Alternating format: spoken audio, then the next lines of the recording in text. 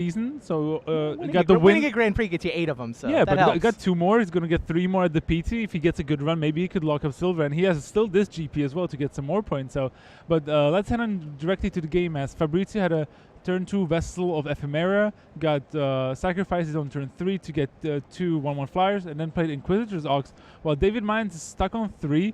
But I see why, because he's double Swan Mountain, but he has green cards in his hand. Oh jeez. So not only is he like mana screwed, he's also color screwed, it seems. And but Fabrizio has no turn 5 play, so maybe David can bounce back into this game if he can play something here. Madness out something? No. He can discard a green card. You know, it's like sometimes in these spots you can like madness out. Yeah, at least. But Fabrizio is relentlessly attacking with his spirits and his dogs, and I think with 6 mana up, he has plenty of removal in his hand if David puts up some sort of defense. And there is a Mind Wreck Demon, which might actually kill him. There's a land, another land, another land, and a creature. So that means that Mind Wreck Demon actually mills you 4, but in your upkeep, if you don't have Delirium, he's going to blast you for 4 in the face. So I think Fabrizio might actually just wait it out and wait until David just kills himself with that Mind Wreck Demon. Even though it's nice 4 mana 5/4 flyer. And it looks like Fabrizio gonna still go on the offensive. He has an Unruly Mob here. Okay, he's gonna skin invasion, so even force the Mind Wreck Demon to attack. Yeah, after hitting him for 4. This is brutal, Randy. You got a forest off the top. Things are looking up. Well, we'll see about that. Is he going to reduce to ashes his own creature just to exile it? But I think he's going to be in that from that. Like, but he does seem to have some good card, like Burn from Within in his hand. That's a good X-Spell. But I think it might be a little too late, as the attack from the demon puts Fabrizio down to 16 here. See, David, what do you have here? I see Hinterland Logger. That's not going to get the job done. Nope, it's too small, isn't it? Yeah, mine's is green-black with 2 mountains and 2 warped landscapes. Oh, that's pretty decent. Work. Yeah. And he's splashing for a Mad Prophet and Reduced to Ashes that we see so far. Anything else? Burn from Within. Okay, yeah, we saw that one too. So there's a Reduce to Ashes on the Inquisitor Ox, it seems. It's actually pretty good here because then the Unruly Mob won't make him get a counter. There's a Strength Armus, making the Ox get to toughness, and yeah, that's it. Fairly academical from Fabrizio and Terry, punishing David Mines for maybe a loose keep. No green mana. He seems to be heavy in invested into green, right? So maybe 7 forest, 6 swamp. I mean, it is his biggest color. Yeah. Maybe so he was maybe banking on like drawing the forest, you think? Yeah, swamp mountain though. Yeah. I mean, if you're 4 spell 3 land, you're gonna keep a lot of 4 spell 3 land hands, even if you're missing a color. Sure, but depends on like how many green cards he had in his hand, because like agreed. In the end, he finished off with like Macabre Waltz in his hand, and you know it's a card that's pretty bad early. So it depends on the spells here, but yeah, Fabrizio takes it down. The world number 10, currently living in London, England, and part of Team Eureka, something I know a lot about. Sure. And he's been here in Barcelona since Monday, testing with the team, preparing, and he's been having some really good results. I know he's a lover of green-red vampires in draft. Yeah? Yeah, he's been doing pretty well with those. Wait, green-red vampires? You mean werewolves? Green-red werewolves, yeah, okay. Sorry. Green-red werewolves, and but also like green-white humans. He's been loving the green aggro decks. Got it. Yeah, those are some of my favorite decks in this format right now, too. Yeah, so he's been doing pretty well. So, but we saw his build, and it was interesting. A lot of expensive cards. Flameblade Angel, Devil's Playground, Wolf of Night's Breach. So a lot of expensive red rares. So even though he's like red-white, which you usually associate with aggressive decks, he's playing more like a white-red control deck. Interesting. Yeah. Double Reduced to Ashes as well as his top-end removal, things like that. So, and a fairly decent mana base. So no splashes, because we've seen a lot of splashes. Randy, what's your position on running like 3-color decks in this format? Because we've seen a lot of them in the feature match area. Yeah, you can. I mean, I think the format's in a really good spot where if you get a nice curve and enough depth, you can play 2-color aggro. But at the same time, the format does give you room to splash if you've got the power to justify it. Mm. I mean, I think both are just totally legit. Yeah, speaking of 3-color decks, look at Pascal. He has the Forest and Swamps, but he also has a Weirding Wood to fix his mana because we know he's also splashing and putting into good use, running out that Mad Prophet on it looks what looks like a fairly even board so far with life totals fairly high. Must be thinking. I mean, Pascal doesn't run a 3-color deck, but he also has to run a couple of fillers like Vampire Noble. I'm pretty sure it's one of the worst cards in his deck. But it might do a job. It can trade. And I think the biggest payoff for Pascal with his 3-color deck is having the removal and the Seasons Past as a finisher, where he got 5 cards off of that in round 4. Yeah, we'll show his deck build later. Yeah. He went through a lot of different Yeah. versions of this deck before settling on this green-black version. Yeah. So the Werewolves flip. So for a Minwen, it's the one of the pack flipped. So that's a 5/6, and the Timber Shredder now on Pascal's side. It's a 4/2 Trampler. Pascal having access to 6 mana and the Mad Prophet still, he can do a lot of things here. Hey, why don't we go back to the Yeah. first match? Yeah, let's go to Fabrizio's match because this looks like it's going to be a very long game. Indeed. And with the board stall out, then the Pious Evangel stalling out the board as well. And Fabrizio quickly on the board with the Thraben Inspector, getting Clue right away. And David Mind actually had to traverse the Oldenwald and fixed his mana further. So not only the double Warp Landscape, but also the Traverse, which is nice. So that kind of deck then makes sense. But no turn to play from David Mines as Fabrizio and Terry swings with the Thraben Inspector. 2 mana up, ready to stack his Clue, unless he has a play here. I think he might want to play Vestal here. No, it doesn't seem to have it. Just going to stack the Clue, it looks like. And David Mines with a Stoic Forest Builder. Mountain Swamp. Yeah. I call this the Ravnica draw. During Ravnica, it was so, if you didn't have a Karula and like playing 3 different kinds on your first 3 turns, it was fairly easy. But Fabrizio sacrificed the Clue there. And what's he going to do on turn 3? I think he has a Convicted Killer in his hand as one of his 3 drops. He might find something better though. But nope. It's going to be the Convicted Killer. So 3 mana, 2/2 Werewolf. And it can flip into a 4/4 if no player played a spell during a turn. But I'm pretty sure David Mines is going to play something here.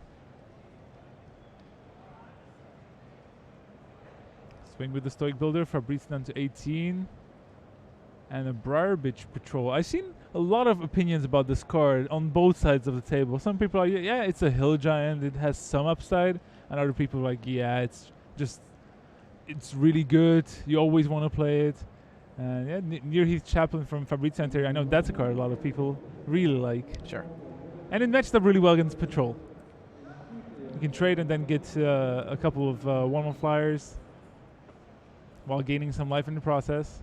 Now I'm just really looking forward to what David Mines is going to bring with his 3-color deck. He's being aggressive here with the Patrol and the Stoic Builder. Fabrizio declining any blocks. Yeah, he had a double block last turn that would have been decent if it had worked out, but I think he's not interested in finding out what combat tricks David might have in his hand. Now Sage of Ancient Lore from David Mines. So 5 mana, and it's battlefield draw a card, and it's as big as the number of cards in your hand for now until it flips.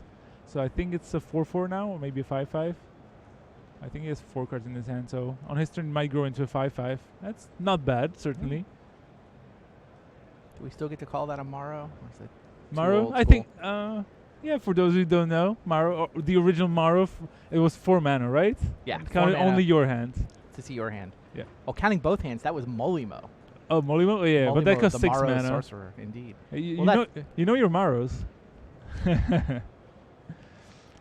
Okay, so Fabrizio played the Toppelgeist and an Unruly Mob, it seems, and swings back with the Near Chaplain after tapping down the Sage of Ancient Lore to clear the way for the Lifelinker. So that was actually a pretty good turn for Fabrizio, but he's not really close to activate to getting to Delirium for the Toppelgeist to 0 card types in his graveyard. Yeah.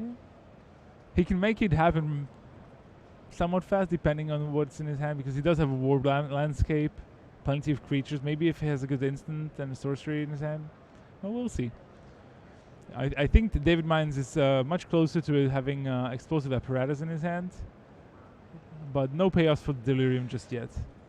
But this is going to be pretty good on the board of 1-1s and 2-2s. True. It's interesting that no one has managed to flip a werewolf yet this game. Yeah. They've been just hanging out watching. Mine's being aggressive. I think the way Yeah. he's playing it, he's signaling a combat trick, I think. Yeah. It also, I mean, the apparatus alone is going to mess up potential blocks. Having an unruly mob might lead Fabrizio to want to start blocking. But apparatus has got other ideas. Exactly. And you can see David Mines not only has a confront the unknown, which is a +1/+1 for each clue you have, and of course you investigate, so it's at least +1/+1. But he also has the grotesque mutation +3/+1 and lifelink. Another card which I heard people say a lot of different things about. There's a double block on the Stoic Builder. I think this will spring David Mines into action. Yeah, I mean, the apparatus alone would win this fight. Yep. Although the fact that Fabrizio's made the double block means David has to wonder, Yeah. what does the 2 red mana mean? Pick up a point of toughness off something like a grotesque mutation? Yeah. Kill the unruly mob. That is actually the target that I thought the apparatus Yeah. might wind up getting pointed at. David basically saying, all right, I'm willing to start trading creatures, but I don't want you to grow an unruly mob while we're at it. Yeah, but now he can't really play the... He can play the Confront the Unknown, but he will not gain anything, right? It's going to grow the Stoic it's a Builder. 2/3, so 4 toughness is actually good enough here. Okay, yeah, so It's he 3 would power. survive, yeah, but he still only gets to kill 1 creature, and I think that's why he's taking time to decide and went decided against, because every card he plays makes his Sage smaller, so it'll minimize damage. So he just traded it off with the Convicted Killer and passed the turn here. Let's see what Fabrizio can muster up here. I think he drew an Inquisitor's Ox, which is pretty good on this table. But I like killing the Unruly Mob. It's definitely a card that can really grow and make the board very difficult to handle. Oh, it looks like Fabrizio has one of his red rares. I think I saw Wolf of Devil's Breach. But it might be also Devil's Playground or Flame Blade Angel, because we know he has those in his deck too. And I really can't make out the card, and he's aggressive. I mean, the way the game goes, having a 3/1 lifelinker. Yeah, that lifelink's doing some serious work. Yeah, it's great, and I think it's the Wolf here. Yeah, so Wolf Devil's Breach, 5 mana, 5/5. I love those numbers, and it does so many more things when you attack. You can get to dome your opponent if you reveal a good card, right? Certainly not bad, especially attached to such good numbers. So for those of you who don't know what the card does exactly, it's like whenever Wolf of Devil's Breach attacks, you may pay 1 in a red card and discard a card, 1 in red mana and discard a card. If you do, Wolf of Devil's Breach deals damage to target creature or planeswalker equal to the discard card's converted mana cost. So he can definitely clear the way, throwing away some spells, clearing the way for his Wolf, getting rid of the Patrol or the Sage. David Mines might be interesting in flipping the Sage of Ancient Lore here. Getting to the flip side is just such a high upside, right? Because it starts counting both players' hand, but at least Fabrizio can empty his fairly quickly with the Wolf there. So David Mines in a tough spot, down a game as well, coming all the way from Australia after winning GP Melbourne.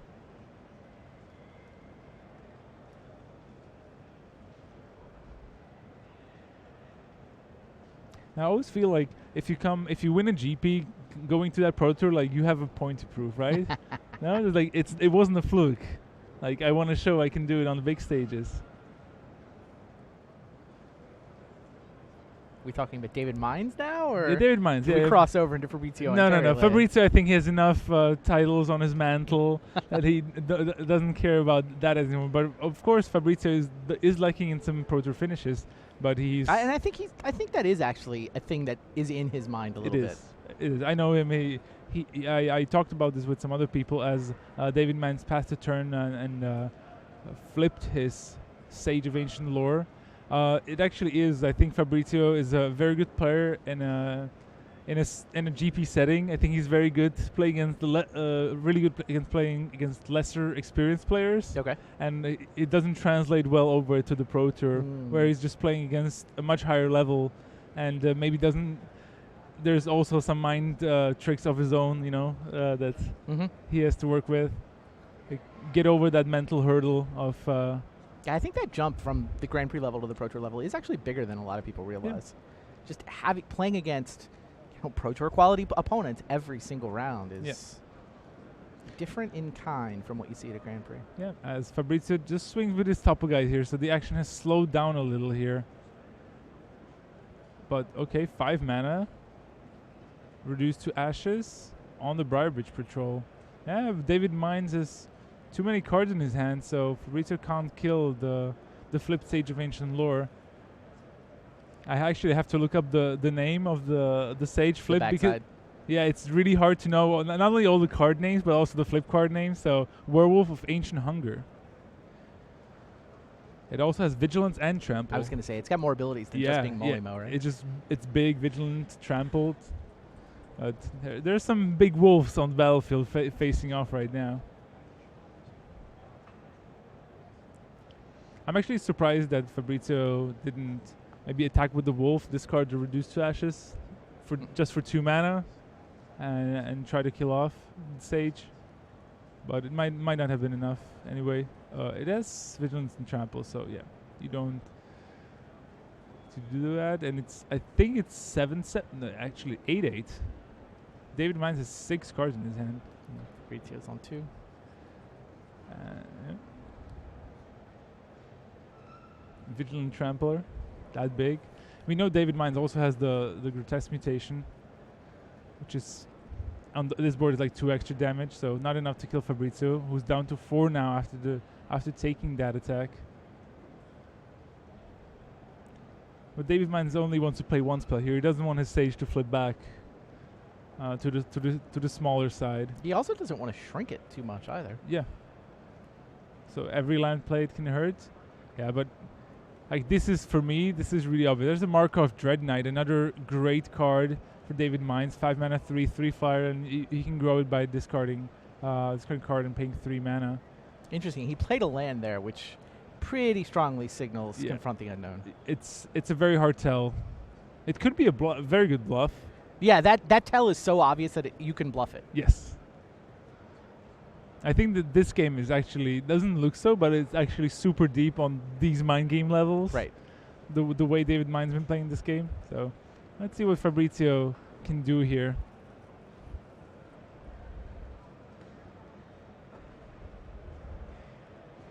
He does have a Harvest Hand in his hand, as well as an Inquisitor's Ox. I think what's a Thraben Gargoyle. So he could actually do something here. Maybe Mine's with played down to 4 cards in his hand, right? Yeah, I think so. After playing the land and Mark of Dread Knight, he should be down to 4 cards. Fabrizio has 3, and he can definitely throw 1 at the Wolf of Devil's Breach and play another one, just to go down to 1 card in his hand himself. But I think he might want to like play 2 spells just to flip the Sage to a manageable size, because like the problem is not only the side but the trample as well. And if it flips to the original side, it doesn't have trample anymore. But he also has to deal with the Mark of Dread Knight. Yeah, so he has to probably leave his Topple Guys back.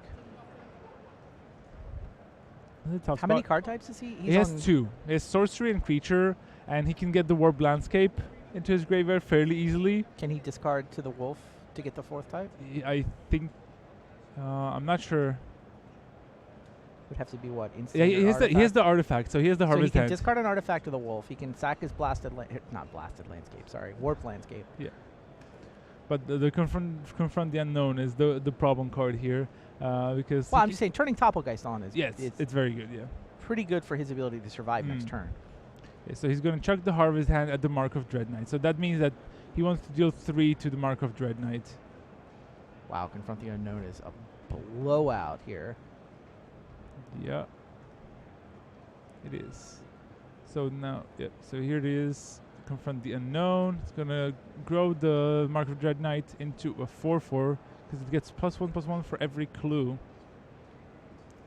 It looks like Fabrizio is really, his plan is to get to Delirium so that the topple guys is active. Yeah, no, I like the attack. I mean, we had David on Confront the Unknown. I think Fabrizio had to at least see that as possible, but there's a ton of value in being able to discard that artifact creature. So now the David Mines traded off the flipped Sage of Ancient Lore with the Wolf Devil's Breach because both players played enough cards from their hand that they traded. And now Fabrizio not only played the Thraben Gargoyle but also sacked the Warp Landscape, got to Delirium because he has 4 card types. Now he'll be able to tap the Mark of Dread Knight and present actually a pretty decent board on his own turn. But we'll see what David Mines can do here. He has reduced to ashes, but 2 lands, and one more card which I didn't get to see. Sack a clue to start. Yeah, looks that way.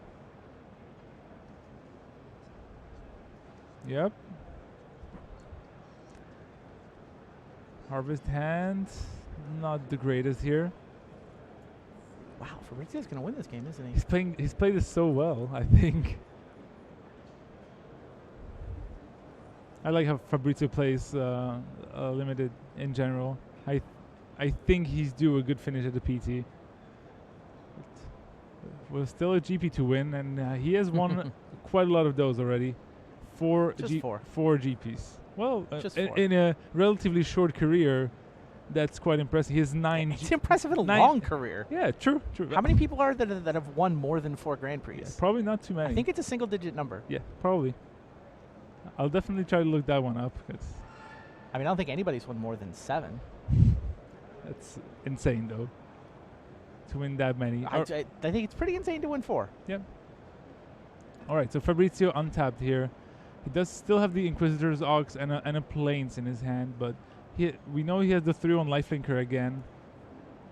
And he's going to swing with just the Chaplain 3-1 and looking maybe to trade it off with the Harvest hand there. And also the Topple guys is swinging. And I think Fabrizio's just going to follow up with the Ox on his turn. Then the following turn he can already try to flip the Gargoyle maybe and potentially present lethal. Yeah, David Mines down to 6 here. Fabrizio up to 7. Lifelink doing work. I think he gained like 9 life this game already. This is a really impressive win for Fabrizio. If he manages to do so, yeah, he taps down the Mark of Dread Knight again. He declined to play the Ox there. He's going to wait for the flip of the Gargoyle.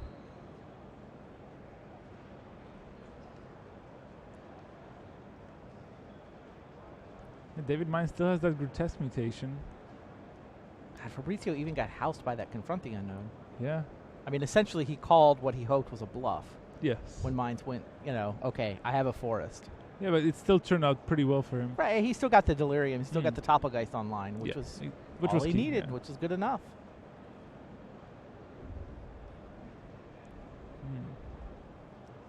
Tough spot for David Mines here. I'm pretty sure he can survive with that Grotesque mutation, but he has to decide what he wants to do there. I think he can reduce the ashes, and he would love to get rid of the Toppelgeist. It's been really hampering his development.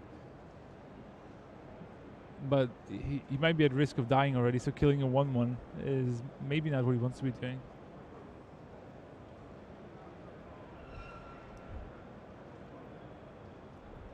Alright, so 4, 5.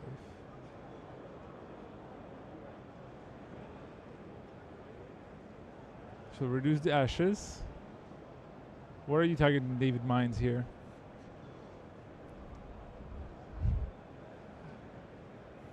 This is a super interesting game. Okay, it looks like there might be some discrepancy with life totals or something happening because both players are trying to figure out something. Yeah. Oh, maybe if he had played land for the turn, I think that's what they were counting, based on the previous turn. It looks that way. So as David Mines readies the reduce to ashes here.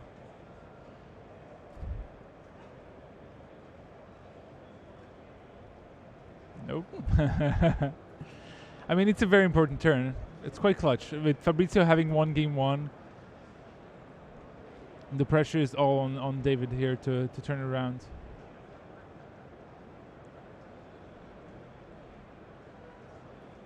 And he knows it.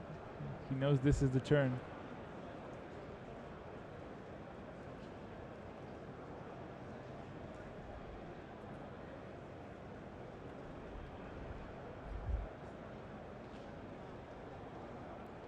Seems like he was like, yeah, gotta do it. So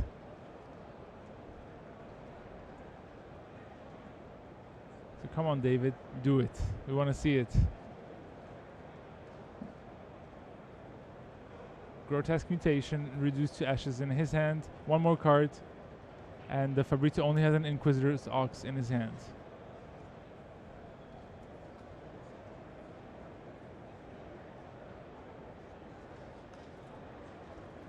Last card looks like a Vampire Noble, but I'm not 100% sure about that.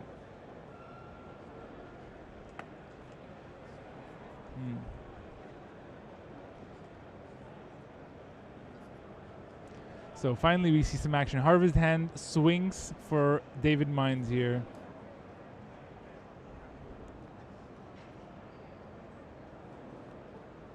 Fabrizio has to be careful. It looked like there's no blocks here.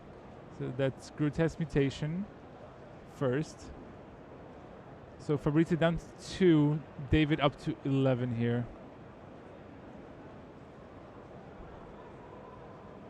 And now the reduced to ashes. What is he going to target here? I think you gotta get rid of Topplegeist, right?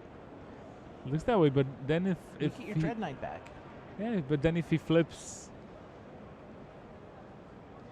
goes for the near Heath Chaplain. Yeah, I mean the Lifelinker is definitely been doing some good work. Getting that exiled instead of into the graveyard is nice. Yeah. It also gives David one more, like maybe a couple more turns to draw, like the Burn from Within that he's also splashing. It would be really easy to finish off the game and not having to worry about Fabrizio gaining some life back. As Fabrizio flipped the Thraben Gargoyle into the Stonewing Antagonizer. This is definitely very close game because now David Mines having 11 and Fabrizio having 5 power word of flyers. It's like maybe 1 damage off of winning this race. Like being able to block the Harvest Hand, but it's super risky. Fabrizio can definitely play the Ox and have it on defense, but then David has removal, he has lethal, and so on. This game has been actually quite exhausting for both sides, representing spells left and right.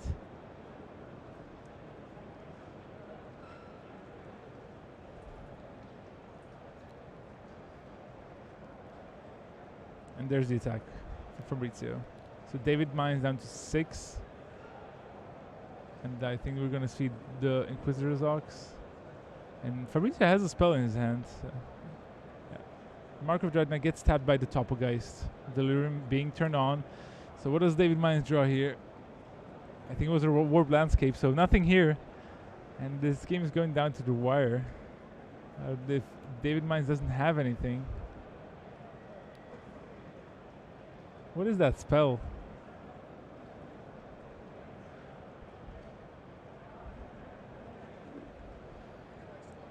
Okay, so Fabrizio does have Inspiring Captain here, pumps his team.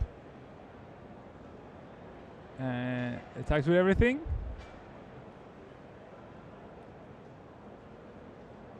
I think it might be from under the floorboards for David Mines. Would it be? Probably not then. Looks like a chump block there, but this is still lethal, so it better be some removal for if David Mines wants to survive here. Okay, discards. It is from under the floorboards. So he's been sandbagging that, so managing that out means that he's going to get 4 life and 4 2/2 zombies tapped. And that should be pretty good, right? Doesn't suck. It doesn't suck. I think David Mines is going to go to 1 from this attack. Wow. And his crackback is lethal. And his crackback is lethal. Yeah, so David Mines has won the game, I think. Yeah, no handshakes just yet. They're going to go to game 3. The whole time I thought it was a Vampire Noble, but it was from under the floorboards. I think one of the better rares in the set, right? something Sure. that you can't play around that easily. And he even had the Mark of Dread Knight to Mattis it out and to get the 1 extra life necessary to survive. Because it does, Yep. it gives you tapped zombies, so you can't you block can't with them. Yeah, they can't block. So that was really interesting. All right, we're gonna look at Pascal Maynard now, and This is still game 1? it looks that way. Oh, Oh, wow. If it was like the game is gonna finish off fairly fast here, so Jeez. Pascal Maynard can now do seasons past, and How many is he going to get? can he do 6? 1. Okay, so he has the 1 mana cost to 2. cost. 5. Okay, so 3 cards, 4. Oh, he has a Dire Swine too. Wow. Oh, okay. He also has the land here. So any 2s, maybe? 2s and 3s that he's missing. Seasons Past is 6 mana sorcery. You can return 1 card from the graveyard with each mana cost, right? So Yeah. 1 card for 1, 1 card for 2, 1 card for 3, and so on. It's essentially any number of cards as long as they have different mana costs. Yes. Okay, so Oh my god. He just picked up 7 cards. 7 cards, yeah. 7 cards. Okay. Yep, that's the same. So you see 0 through 6. 0 through 6. This is a thing that just happened. And he puts it on the bottom of the library. Of a very thin library, if I'm not mistaken. Yeah, it doesn't He's look going that to draw it again in like 2 turns. good. Yep. And he won't get decked, and he'll just be able to get all his removal online.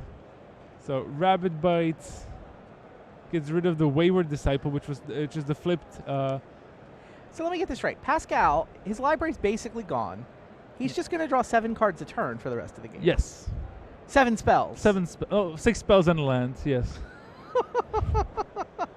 Pretty much, yeah. He did that in the previous round, and it was like on an even board state. He went Seasons Past, return 6, Lightning X your thing.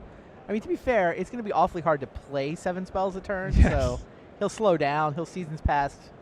He'll have to Seasons Past every turn, basically. Oh, yeah. If just not his to get library's gone, he will have to be obliged to cast it every turn. Yeah, but I think he's in a decent spot. He has so many lands in his graveyard as well, so that he can always play Seasons Past the land and some spell. And he has also Lightning X, so he'll be able to just like machine gun down the board of Mingwen here. And Yeah, it seems like Rabid Bite plus Lightning Axe, Mm. both happening every turn, Yep. should help. Yeah, and with Min just not being able to do anything here, then I think Pascal's got this one in the bag. I mean, Min has a green-white deck, and like he's behind on the board. I think just Pascal just has to figure out what he wants to do. So I think we're going to go back to the match between Fabrizio and his opponent, David Mines. And they're already in turn 4. So David Mines had a Hinterland Logger, and yeah, Explosive Apparatus in play, Stoic Builder, Diagraph Colossus as the 2/2. But Fabrizio already has the near hit Chaplain and a Thriving Gargoyle, and already has a flipped Harvest Hand. So that means the Chaplain is now a 4/2 with Menace, if I'm not mistaken. It is a human after in the end, I think. So being able to make it a little bigger is fairly nice, even though David Mines has the Apparatus here. But that game too was so insane. It's definitely one of the better ones that I've seen on camera. But it was hard to build up the hype because I really didn't know what to expect from David Mines there. But from under the floorboard at the right time, whew. Yeah, no, I thought Fabrizio had played it super well. He Yeah, survived exactly. Yeah. a pretty tricky situation. Yeah, David just had the answer to win it anyway. He did indeed. So as the Colossus and the Gargoyle trade here, David Mines plays a Harvest Hand of his own, and now he can double block the Chaplain if he gets the chance, unless Fabrizio has a trick or maybe some removal spell. He has a Reduced to Ashes, but I don't think he has a 5th land here. Does have an Inspector. Sacks the Clue. Nope, nothing. It was just the Spiteful Motives that he drew. So which means he can make the Chaplain into pretty big power, but the problem is that the Apparatus in play really puts a damper on this plan. Yeah, the Chaplain is a human, so yep. David Mine just blows it up right away and swings back for 4 with his board here. Fabrizio certainly wouldn't mind drawing some land because I think I saw a Flame Blade Angel in his hand too. Yeah, he has the Angel. He's still no 5th land. And there's a swing in with the Thraber Inspector here. And a Breakneck Rider for Fabrizio. No mana to equip the Scythe. That used to be a Harvest hand. Yeah, but I think both decks are pretty evenly matched throughout every turn of the game. They both seem to have like a lot of long game, a lot of bombs, like in removal. And I think this makes for some really interesting games. So now Cult of the Waxing Moon. Well, the base is that it's a 5 mana 5/4, and do you know how it works exactly? Whenever you transform a creature, you get a wolf. Okay, so whenever a permanent you control transforms into a non-human creature, so put a 2/2 green wolf. Okay, that's good enough. Yeah, it's not the strongest of the werewolf synergy cards, but only because it starts at 5/4. Starts at 5 mana, but 5/4 is enough of a bribe to play it that comes up. So what can Fabrizio do here? Okay, so he's going to go for the 2/1/1 spirits here. This will also mean that his Breakneck Rider will flip into a Neckbreaker, which is a nice 4/3, and which says that attacking creatures you control get +1/+0 and trample. Not bad with the 2 spirits there. And if Fabrizio starts drawing lands, he has some really good cards to play as well. And he declined, interestingly enough, he declined to play the Topplegeist there that he has in his hand. He's probably waiting for a good spot just to tap down a blocker if presented with the opportunity. David Mines, 4 mana, looks like a Solitary Hunter, so 4 mana 3/4 werewolf. Right, so let's see what Fabrizio can do here. He draws the 5th land, so that's one start. Now he has options. He has Wolf of Devil's Breach in his hand again, and he can chuck some expensive cards at David Mines creatures. That's for sure. There's also the Topplegeist, which is extra sweet when there's already an artifact creature in your graveyard. So there's the swing in for 4. Remember, the Neckbreaker gives the 1/1s extra power, and there's a Wolf of Devil's Breach, so 5 mana 5/5 for Fabrizio there with some extra text. Extra text, which both kills things and also turns on Delirium. Yes, and Madness if you need. Yeah, it's a good. It's 5 mana 5/5 is already great, and then everything else is just like nice gravy on top. It's a pretty decent mythic, I would say. Definitely.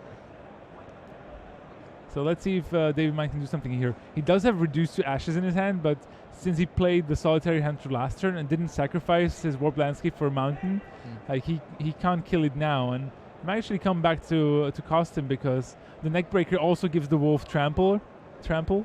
So yeah. So David Mines passes here, flips the Solitary Hunter, gets the wolf from the Call of the Waxing Moon, so he's building up his board nicely. So let's see if Fabrizio can do something with this. He can definitely like play a Topplegeist and tap like the 5/6 that David Mines has presented here, and can throw something at the Colt if he wanted to. He has 5 spells in his hand. Definitely a lot of options. And Fabrizio also wants to be naturally careful because even black-green can have a lot of instant speed tricks, and we've already seen the Confront the Unknown, and I think maybe Throttle is also one of the cards that you have to be careful with. All right, so Fabrizio.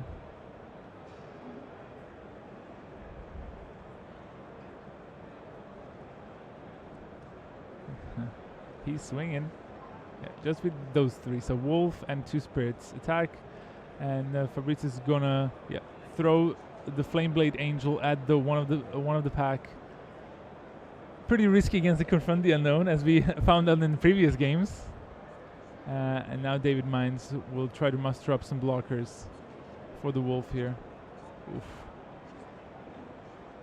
Quite a dangerous triple block with the Stoic Builder Harvest hand and a wolf. Fabrizio will only be able to kill 2 of the creatures though. Yeah, so he doesn't want to kill the Harvest Hand. Oh, do you see what I see? No, what was it? Watch. Boom. Oh, Spiteful jeez. Motives +3/+0. First strike. Wow. He also has Trample from the Wow. Neckbreaker. Deals 4 with the Flyers. And then just wipes the board clean for Jeez. David Mines.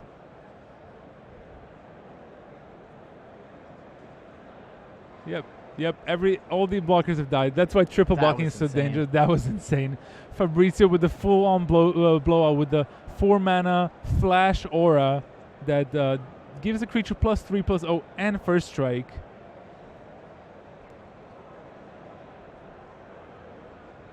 And it still has like reduced to ashes. Topple guy that guy's in his hand. Like David Mines being on 5.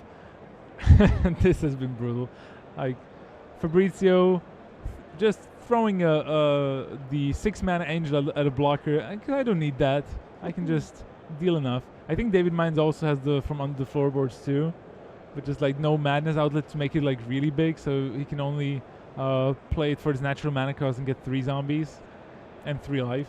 But they're all going to be tapped, so he has to play the reduced to ashes here on the Wolf of Devil's Breach. But I think then he's going to be dead to the swing from Fabrizio.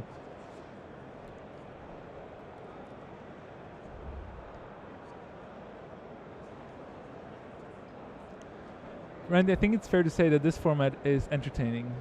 I'm enjoying it. Yeah?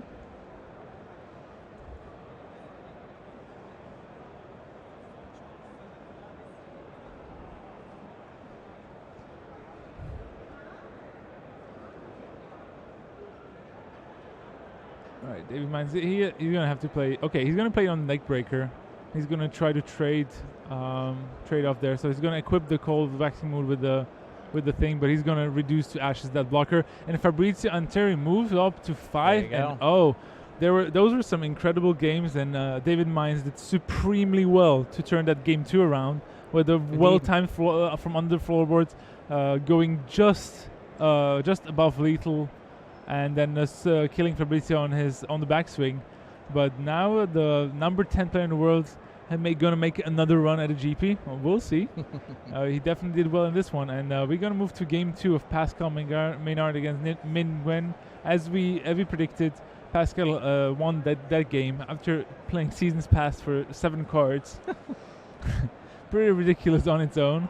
But Min again has the Pious Evangel. Now also plays that's a good turn. Bound by Moonsilver, then Rabbit Bite. Filling up his graveyard for potential Delirium shenanigans a couple turns down the line. And Min Nguyen also attacking with his 4/5 Wolves into a 3/3 and a 2/2. It looks like Pascal's really making the 3-color deck work. He not only has 3 different types of land types, but also has the Weirding Wood. Mm-hmm. I'm starting to genuinely believe that it could work, and be really good work, and could be really good if you can get the right fixing for it. Right. So there's the double block from Pascal, meaning both the wolves/werewolves die, and it could be good news for Pascal if he has a Seasons Pass in his hand, but I don't think he does just yet.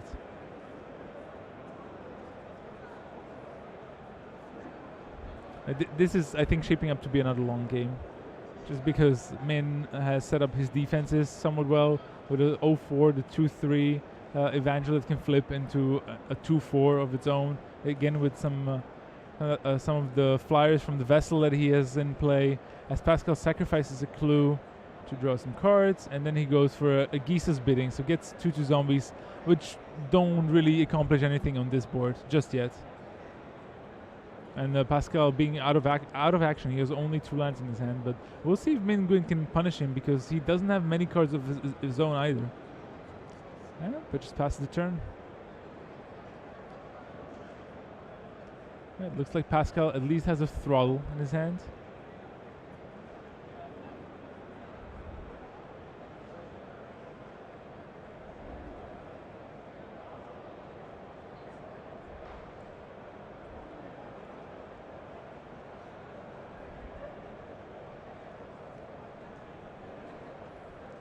the Yeah. gargoyle. And that springs Minguin into action. All right, that's Humble the Brute, destroy creature with power 4 or more, and he gets a clue as well. So I like how instantly, like I was waiting for this. Sacks the clue right away, hoping to draw some action.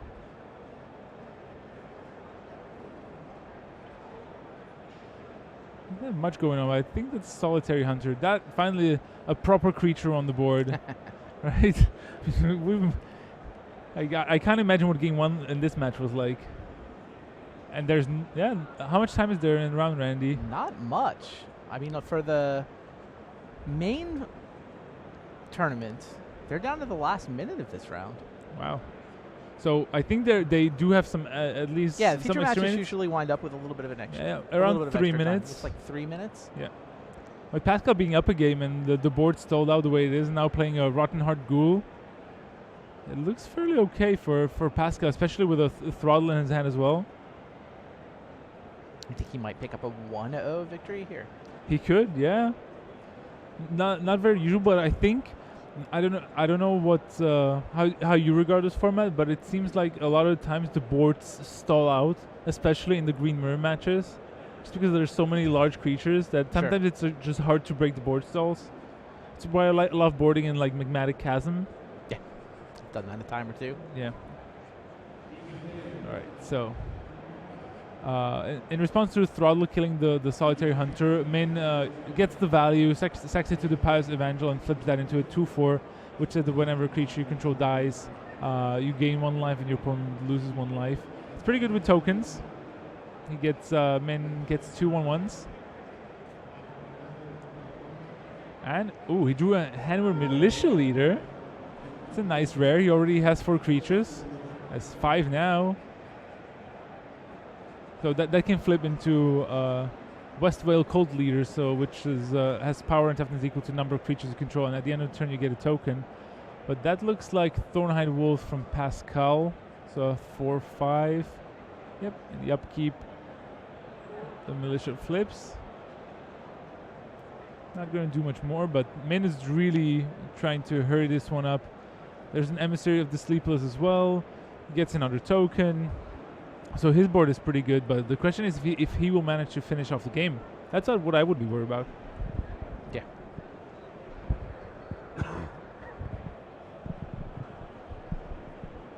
And Pascal doesn't have much action here.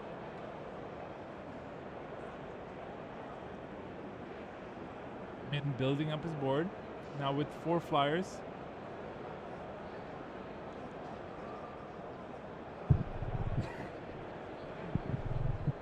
Not even scared to attack with the 1/1 ground pounder, just because he knows he's going to get 1 more and he wants to get the drain with the Wayward Disciple. Certainly interesting. He knows he has to speed up if he wants to at least draw the game. I don't think there's any chance of like the players finishing in game 3 with time running down. There's a couple minutes to play at most.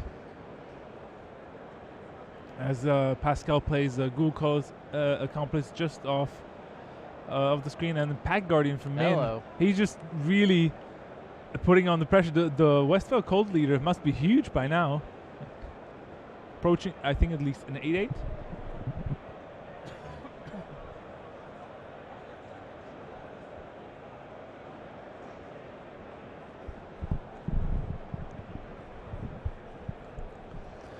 Yeah, Min just attacking with everything here. He knows he has to do as much as possible to try to win this game. With him being down a game and time close to be called, he keeps his Wayward Disciple, so the 2/4 that drains for 1 whenever a creature dies is definitely way too valuable for him to throw it away. And it can hold down the fort pretty significantly. And I think he might already be at Delirium too. Because he did he has a land enchantment sorcery a creature for sure as well, so that scavengers the 3/4. I think Min might actually win this. Like he's certainly not losing this game being on a 24 life. It's on him to win it though, and he's only got 3 or 4 turns to do it in. Yep, time has already been called, so this is turn 0 of extra turns. Remember, for those of you not familiar with the procedure, after time is called, that turn becomes turn number 0, and then the following turns count up until turn 5, which is the last one. And if neither player manages to win the game until that turn, and the game itself ends up in a draw. So if it's 1-1 and that game ends in a draw, it's a draw for both players. But Pascal is winning 1-0. That means like a draw in this game would mean that he would win the whole match, which is actually quite significant. Ren, do you have any updates from the other tables as the combat math gets resolved here? Yeah, one of our featured players has actually lost. Sam Black loses to Yurchum Chuen. Okay. 2-1. So he's ruining our perfect run for the 3 players that we chose, at least because we know Fabrizio is 2-0. Yep. Pascal might get to 2-0 here if he survives these attacks, and as you can see, he's still deliberating. But Sam Black with his crazy 4-color deck, not managing to get the win. But I really like Sam's deck, and I definitely urge you to keep watching just to watch the sealed build, because sure. I felt it was really interesting the way he went about it. So combat gets resolved here. Creatures die. It looks like Pascal is going to go down to 5 here, and Min up to 26. Yes, 26 after some creatures traded, and the Wayward Disciples triggered, and now we're in turn 1 of extra turns. And with Pascal being down to 5, and I think Min forgot his trigger from the Westvale Cold Leader. He could have gotten a 1-1. Could actually be very important, depending on what Pascal draws.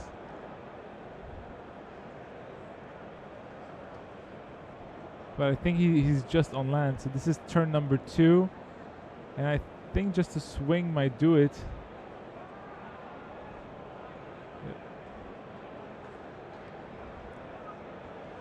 Yeah, Min attacks with his 3 flyers and his 2 big ground creatures. The Cold Leader is a 6/6. The Scavengers, is a 3/4.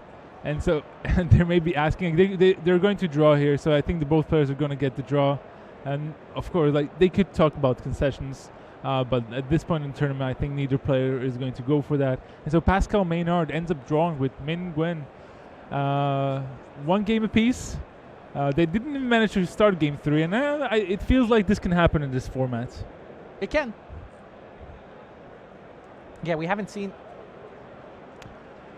All right, so we have our 3 main feature matches, as you said, Randy. So we have this round went somewhat evenly. Sam Black lost, Fabrizio won, and this one drew. So I would say this round went about even for our 3 featured players. Those of you just joining us, we've chosen Pascal Maynard, Sam Black, and Fabrizio and Terry. We've recorded their sealed deck builds. We're showing them in the feature match area. We're probably going to show them next round as well, I assume. At least some of them, so you can see their decks play out. Yeah, and I know there's content coming up between rounds here, introducing Pascal Maynard and awesome. Looking at his approach to sealed deck as well. Yeah, all right. So enjoy that. We're signing off here from the feature match area for me, Matej Zalka, and Randy Bueller. Don't go anywhere.